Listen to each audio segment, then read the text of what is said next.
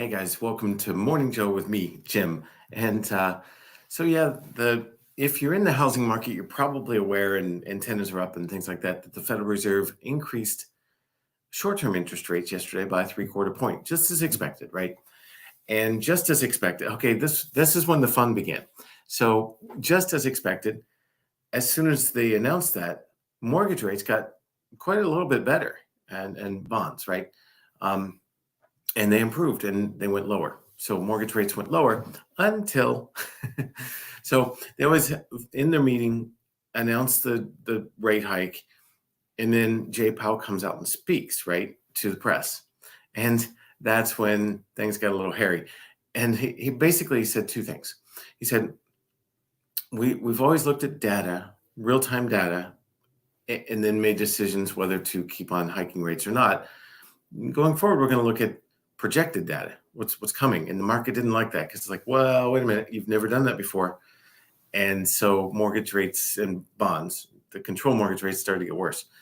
And then he also said, and we're going to err to the, I'm not quoting directly, but basically he said, we're going to err to the side of too much, raising rates too much to make sure we quell inflation and all that, as opposed to not enough. If there's going to be an error, it's going to be too much, right?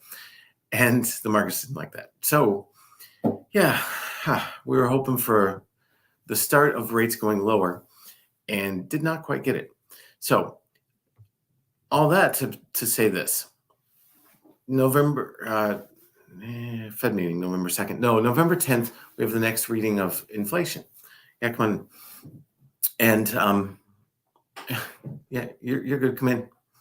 Okay, November 10th, we have the next reading of inflation. And I wanted to show this chart here because you can see it. Inflation numbers are read at a rolling 12-month average or rolling 12-month replacement, right? So June of 2021 was replaced by June 2022, and it was a little bit lower. But look what we just went through. We were replacing numbers that were really low from 2021 through July, August, September. And July was kind of low here, but then August, September were much higher in 2022. But now look what we're doing. This is where it gets interesting. We're replacing really pretty high numbers for several months in a row.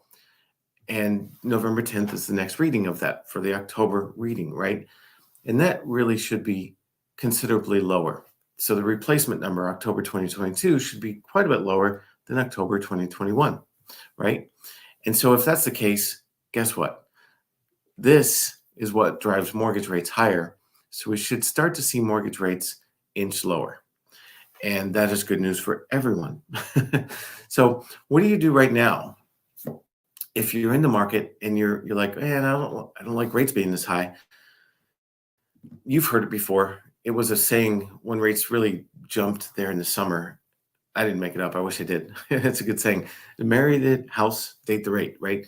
Because if we think that rates are going considerably lower over the next multiple months, it's not going to happen overnight, then I would say now's a good time to buy because there's less buyers and there's more inventory. So you can get the house that you want. I don't know how to get rid of this, but anyway, you can get the house that you want. And oftentimes the sellers will agree to pay closing costs, something they didn't do before. And so you can get a pretty good deal. You don't have to pay over asking price like you would have last year. You don't have to pay over appraised value like you would have last year. And then when rates do fall, you just simply refinance. And here's a second thing, and I wish I had a slide for this, but I don't. Here's a second idea. You could also ask the seller to pay for a 2-1 buy down, right? 2-1 buy down. And that is if rates are 7% today, the 30-year fixed rate, now I'm just pulling a number out, right? But let's say rates are 7% today. If the seller agrees to pay for that, then you start year one 2% below that at 5%. So you lock in at 5% for a year. And then in year two, it jumps to 6%, right? It goes up to 6. That's your 2 below start rate, then 1 below start rate, and then start rate.